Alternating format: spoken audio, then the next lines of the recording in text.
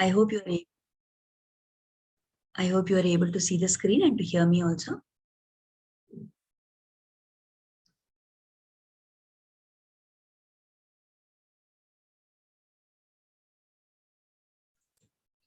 Okay, thank you, Shobha. So we will start now. Shri Gurubhyo Namaha. So today we have all assembled here in this satsang, and we will try to learn about one more quality that is very important in today's times, that from certain stories we can learn about these qualities. Now both these stories that we are talking about today, they are from the Mahabharata. So the first story is that of Shibi Maharaja, or Shibi Chakravarthy as he is called. Now this Shibi Maharaja was a very great king and very well known, very famous for his, good administration. He was a very good Raja. He took care of the people in his kingdom very well. He was very kind and compassionate to everybody. Of course, he did a lot of dana, lot of charity. He would serve people. He had all the qualities that a Raja should have. And of those, the most important one, it was said that he's a very kind and compassionate king. So that was his special quality. Now, one day he was in his garden, and at that time, suddenly there was a pigeon, a dove that came there, and it fell at his feet and began speaking, with a human voice. And it said, "Please, O Raja, I'm being chased by this vulture. You please protect me. I am, Sharan to you. I am surrendering to you. You please take care of me, protect me. There's a vulture that is chasing me." So he held the dove in his hand, and Shibi Raja said, "Yes, don't worry. I will take care of you. I will make sure that nothing happens to you." So within a moment, that vulture also came there. The vulture was chasing the dove. And that vulture came there and said to the Raja, "Give me that dove. It is my ahara. It is my food. So give it to me. I have to eat it." So Raja said, "No, it has come and sought protection from me. And I cannot, give up somebody who has sought my help. So I will protect this dove. I can't give it over to you. I can't let you eat that dove." So the vulture says, "Okay, maybe that is your rule, but then it is the law of nature that vultures will eat doves. And so if you are taking this dove away from me, then what will I do for food? So aren't you doing injustice to me? You are snatching away something which is my food. And now because of that, I will have to go hungry. So that is a wrong thing that you are doing. You have to provide me something as a substitute for this." So the king said, "Okay, fine, I will give you some substitute." So then very sarcastically, the vulture asked the king that, "Oh, okay, so you will give me this, you will not give me this dove. But then because you have to provide me a substitute, now which animal are you going to kill? Which other bird are you going to kill, and torture? So just so that you can keep your word to this dove." At that time, the Raja says, "I will not kill anybody else. I have given protection to this dove. So what I'm going to do is, you want a substitute, isn't it? You just want some flesh. So it doesn't matter to you from where the flesh comes. I will give my own flesh," he says. And then taking a knife from one of his guards sitting there, he starts, cutting out the flesh from his thigh. And the vulture says, "You have to give me a quantity of flesh which is equal to the weight of the dove. How much ever the dove I would have eaten and got, that much weight of flesh I need now." So this Shibi Raja orders that they should bring a balance there. And then he starts cutting off his flesh. The dove is kept on one side of the, balance. And in the other side, the king starts putting the flesh which is cut from his body. He keeps putting and putting, but at no point of time is it balancing out. That dove is actually such a tiny animal. It's just a tiny bird. But how much ever flesh this Raja starts putting, it is not equal to balance the weight of the dove. So finally he says, "Okay, fine. By cutting off the dove, if it is not being sufficient, then I will offer my entire body." And he himself sat down on the other side of the balance. And at that point, it appeared as though it has become common. It has become equal.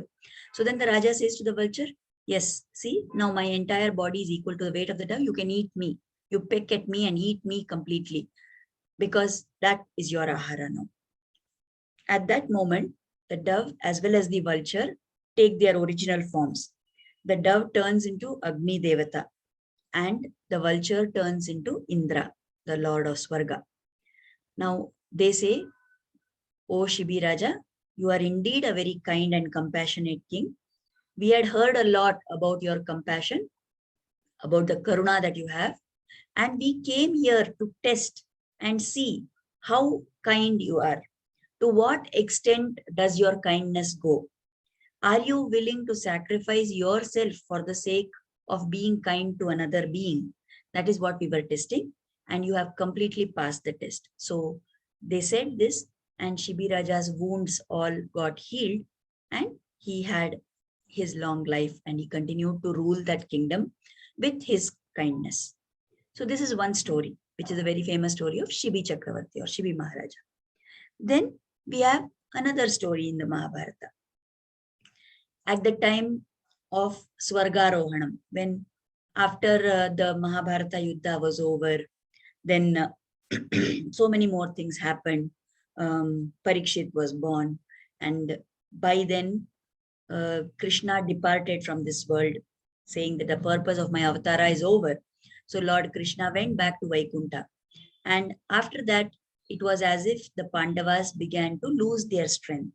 So in fact, at the time when Lord Krishna was returning to Vaikuntha, he had sent word, that Arjuna should be called to Dwaraka and he should take away all the people there, the women and the children should be taken by Arjuna back to their kingdom. So when Arjuna went there and he started taking all these people back, this great Dhanurdhara Arjuna, who could vanquish millions of soldiers at one time, right? He found that there were some dacoits, some ordinary people, robbers and dacoits who came there, and he was not able to fight with them to his capacity. And they actually managed to kidnap and take away so many of those women and children.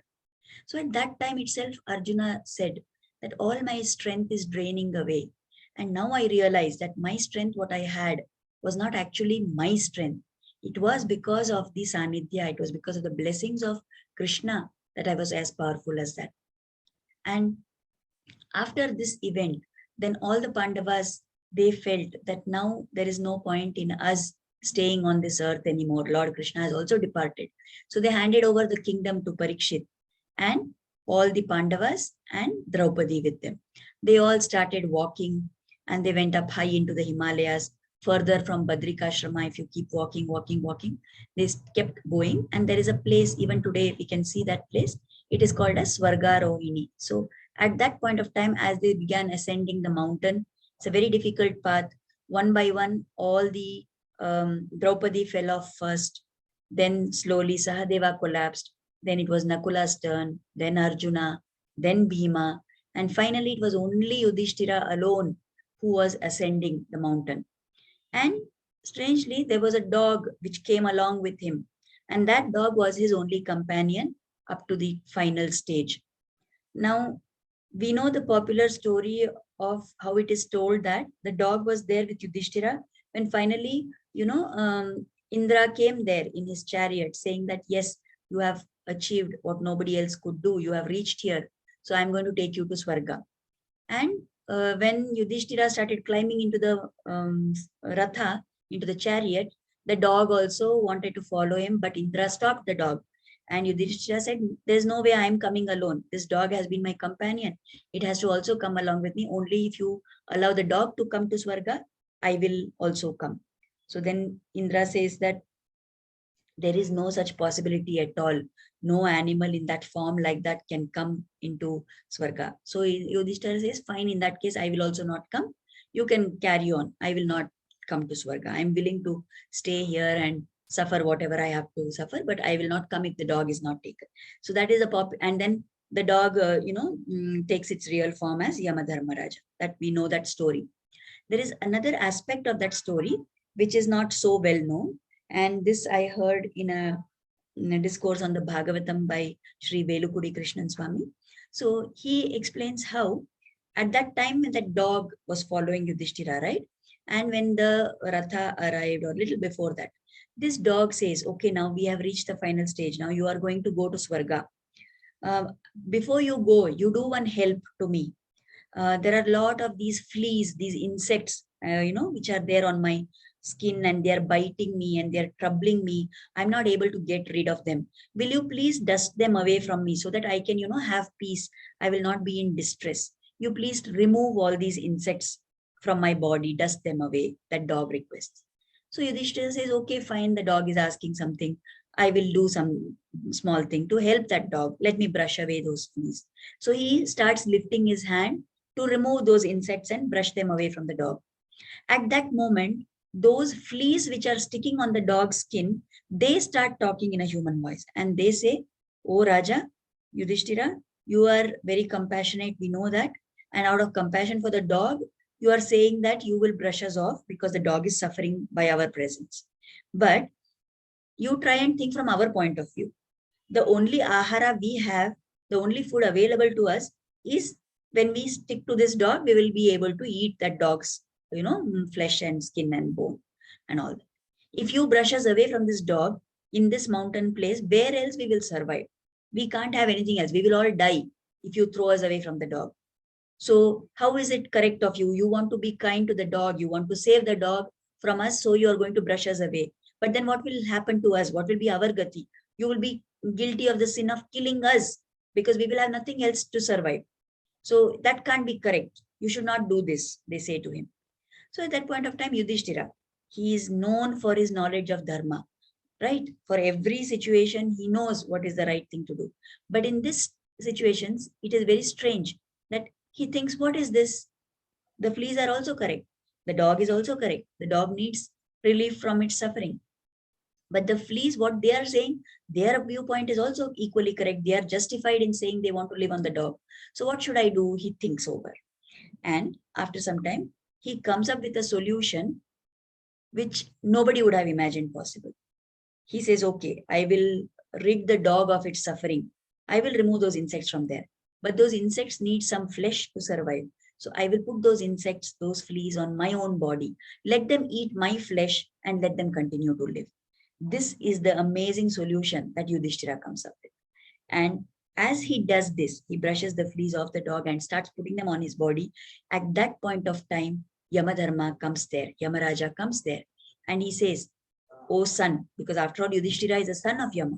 So he says, "Oh my son, I was just testing you and trying to find out whether you are as committed to dharma at this point of time also.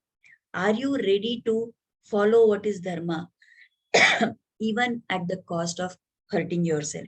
I was testing you, and you have passed the test with flying colors."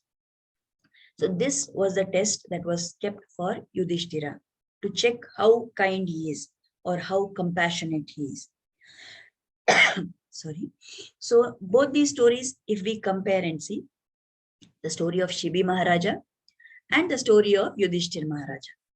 In both these cases, we find that these individuals had so much of karuna, they had so much of compassion that they were ready to sacrifice their own comfort and their own good for the sake of helping somebody else. So what we can learn from these two stories is the quality of karuna, the quality of compassion, the quality of being kind, right? All the scriptures, they praise this quality. And that is very important to us when we are on the path of sadhana. Being kind is important for everybody, but especially if we are on the path of sadhana, then we must take extra care to develop and to increase this quality of kindness. Now what happens is, any average individual, they will look at another person and they will say, okay, I am I and they are they. So that individual is one person. So they will look at that person from that viewpoint.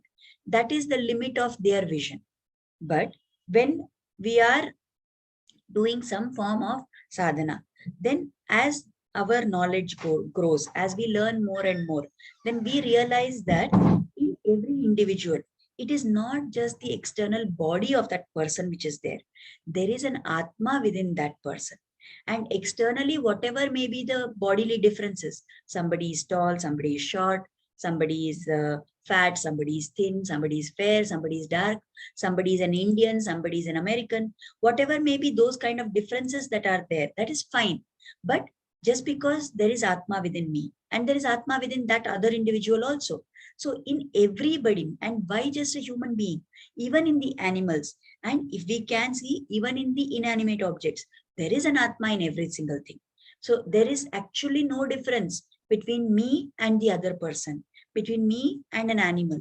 It is just that our deha, our sharira is different, but the Atma is there in all of them. This is what we learn to see when we do sadhana. And as we grow further and further in our sadhana, then we realize that in myself, right? When I say me, I am referring to my Atma. And it is not just the Atma. The Paramatma is also there, Antaryami, within me. He is there. And just as he is there in me, he is there in other beings too. And when we start becoming aware of this, then what should naturally follow? Our actions should be such that we should behave with other people as we would behave with Lord. If God was in front of us, how would my behavior be? When I do puja, how is my behavior? When I go to the temple and I pray to God, how do I behave? What is my attitude? What kind of a spirit do I have? That same spirit I should be able to, bring out. That same attitude I should be able to deal with other people around me. That is real kindness and that is real compassion. Many times what happens is that we are very nice to people whom we hardly know. In our office it may be, or outside world when we interact with other people, or let us say we talk to somebody on the phone, or we text and message someone. We are so polite to other people whom we hardly know. Sometimes we say please, we say thank you, we say sorry, we talk very sweetly to them, we take care, we don't want others to be hurt by our words, we take care of all these things. And yet the people who are closest to us, the ones who live with us, the ones with whom we live, sometimes we behave with a lot of rudeness towards them, isn't it? Some people try to justify it by saying that I can be my true self only with my loved ones. It is not a question of being your true self and being untrue self, but the true self means you should have started seeing that God is there in each one of them. So if we can be so kind to outsiders who hardly matter to us, and yet we are nice to them, or maybe sometimes, because we have some expectation from them or we want something from somebody, we will be very nice and kind to them. But we are living with somebody. They are our own people. They are the ones who want good for us. And yet to them, we behave in a hurtful way. We don't have the introspection to try and see that, yes, this person also Paramatma is there. This person is also another Atma. This person also Paramatma is there. So if I try to cultivate that kind of, awareness at all times, then definitely it will help me to do and behave in a kind manner to everyone. Nowadays, as it is, we have a lot of disadvantages in our way of life, isn't it? Like before, we don't have joint families. We have a small nuclear family. There are not many people. We don't have anybody to whom people say, we don't have anyone to whom I can tell my problems. I don't have anybody to listen to me. There is no one who cares for me. Where from have all these thoughts come? Because each one is absorbed within themselves. Everybody is tending to become more and more self-centered. We are only concerned with what is good for me, what gives me happiness, what is making my life comfortable, what is the easy path for me. So me, myself, that is the only focus we are having. Are we able to look beyond ourselves and say what is going to be good for the other person? What is going to be pleasant for the other person? And am I prepared to do that even at the cost of some discomfort to myself? That is the question we should be asking. Because whatever it may be, being able to be good to other people is a very important quality for a bhakta, for a sadhaka to have. There are people who mechanically do the actions of bhakti. They will go to temples, they will recite stotras, they will do nama sankirtana, they will, maybe do acts of charity. They will do so many things externally, but then they are very rude in their talk, or they are very judgmental and keep passing judgment and pass comments on other on other people, or they criticize others around them for even small mistakes. They're always finding fault with other people. So if you just do actions as bhakti, but then you keep hurting others by your talk and your deeds, then the Shastras say it is like offering ahuti in a homa kunda where there is no agni at all. Whenever a yajna is done, whenever a homa is done, at the time when the fire, when the agni is blazing, that is the time to offer ahuti, not when there is no fire in the agni, isn't it? So if there is no fire in the homa, if there is no fire at all, there is absolutely no use of your having offered the oblations there. So similarly, you may do namasmaran, you may do stotra patana, you may do going to temple, you may be in satsang, you may do so many things. And yet, if along with that, we don't have karuna, we don't have kindness towards others, we are not compassionate, we are not helpful to others, and we keep hurting them, then there's absolutely nothing that we get the benefit out of doing such actions. So there is a shloka in the Bhagavatam which expresses just this kind of a thought, right? It says, aham, like this appears in the third skanda, where Kapila Muni is explaining, what are the different realities of this human life, how we should be living and all that. At that point of time, when Kapila Muni is explaining to his mother, Devahuti, so at that time he makes, Kapila Muni is after all an avatara of Lord Narayana himself. So he says this thing, that aham sarveshu bhuteshu bhutatma vastitas sada tam avagnyaya mam martyah kurute archa vidambanam. I am there. Aham sarveshu bhuteshu. I am there in every living entity. I am the Paramatma who is there in every living being. See, he is not even saying in every human being. Any living being, I am there as the Paramatma.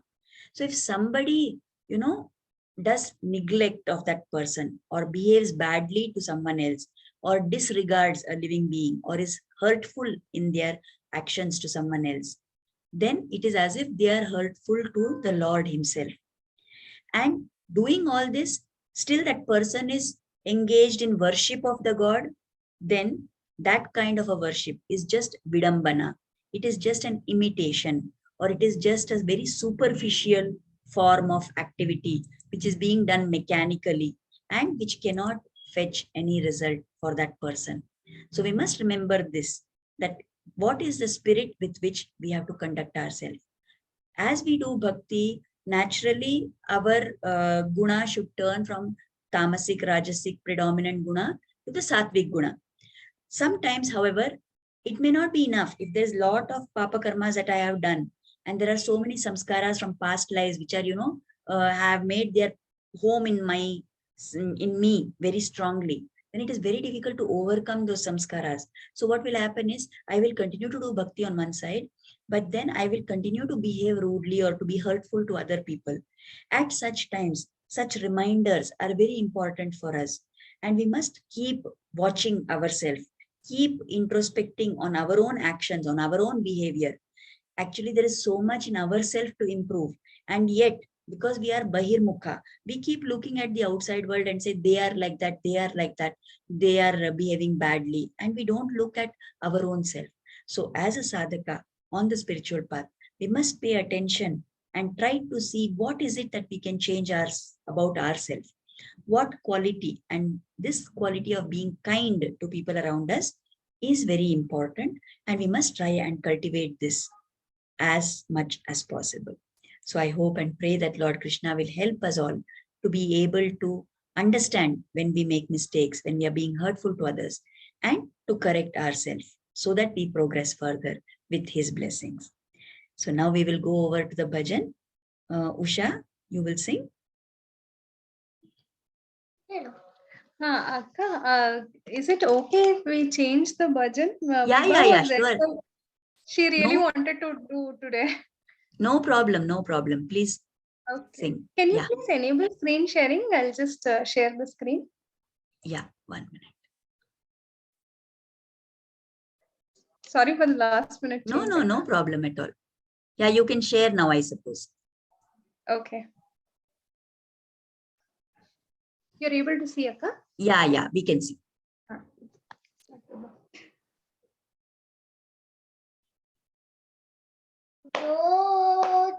Rojeva Arivara Nivina Raghuvara Nannu Brojeva Arivara Nivina Raghuvara Nannu Brojeva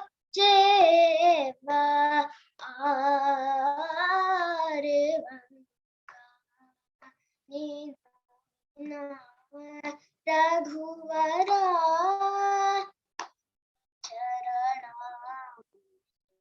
Charanamuni Vidajala Karuna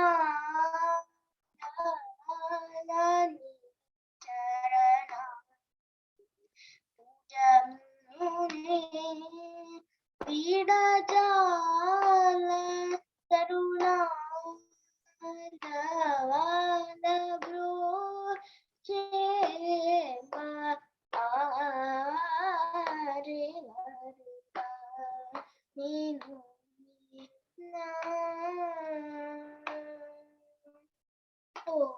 Chatura Nana Divandita Nikupara Chilanaya Chatura Nana Divandita Nikupara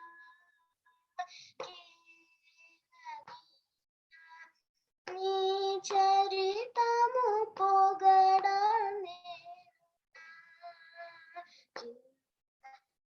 ఈర్చి వరము నుంచి వేగమే నీ చరితము పొగడనే ఈర్చి వరము నుంచి వేగమే సా Sani da pa da ni sani ni da da pa ma pa da ma pa da ni sani da pa ma ni da pa ma ga ma pa da ma ga ri ma pa da ma pa da ni sa sa sa ri ni sa da da da ni pa da ma pa da ni sa ni da pa ma ga ma ni da ni pa da ma pa da ni sa ma ga ri sa ni da pa sa ni da pa ma ga ma Idani bro cheva arevarta ninu na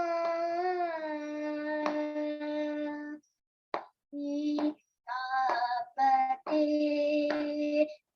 aate ni kabhi naam deta Sitapate Aate Ni Kabhi Maanam Leta Pata Aja Shatapata Tamuralanu Vinarada Pata Aja Shatapata Damuralanu Vinarada Atura Mukha కరిరాజుని బ్రోచిన వాసుదేవుడే నీ గదా ప్రముఖ కరిరాజుని బ్రోచిన వాసుదేవుడే నీ గదా నా పాతకమెల్ల గనా జై భట్టి విడవగనా పాతకమెల్ల పోగుడి భట్టి గనా జై భట్టి విడవగస సనిద పదని సని దద పమప దమ గమ పదని సని ద పమని ద పమ గమ పదమ గరి పదమ పదని సరి ని సదా దదని పదమ పదని సని ద పమ గమ ని దని పద మ పదని సమాగరి సరి సాని ద పసాని ద పమ గమ ని దని జో జేవ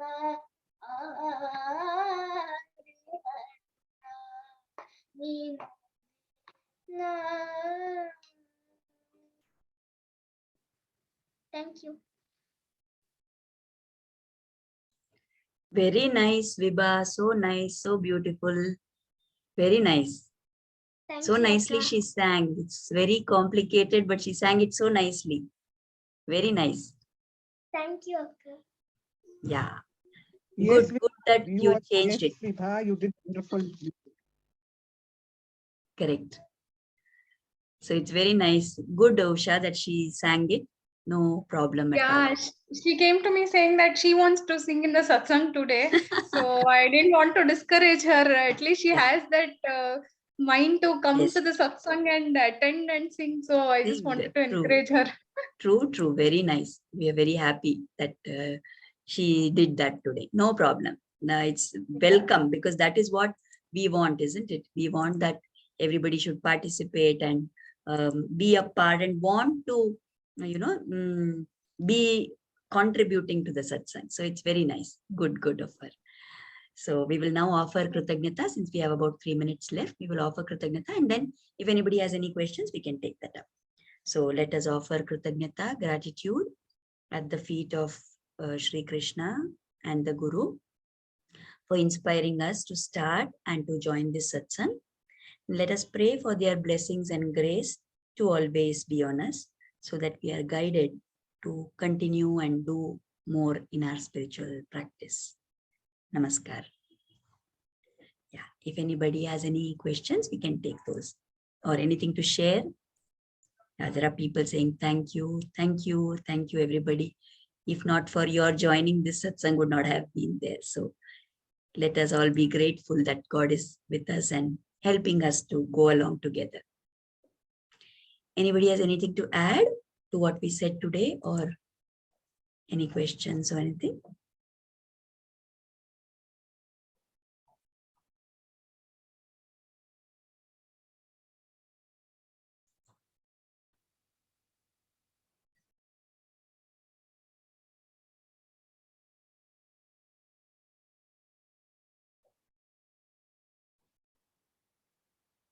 Okay, if there is nothing that anyone has to say, then we will stop here for today.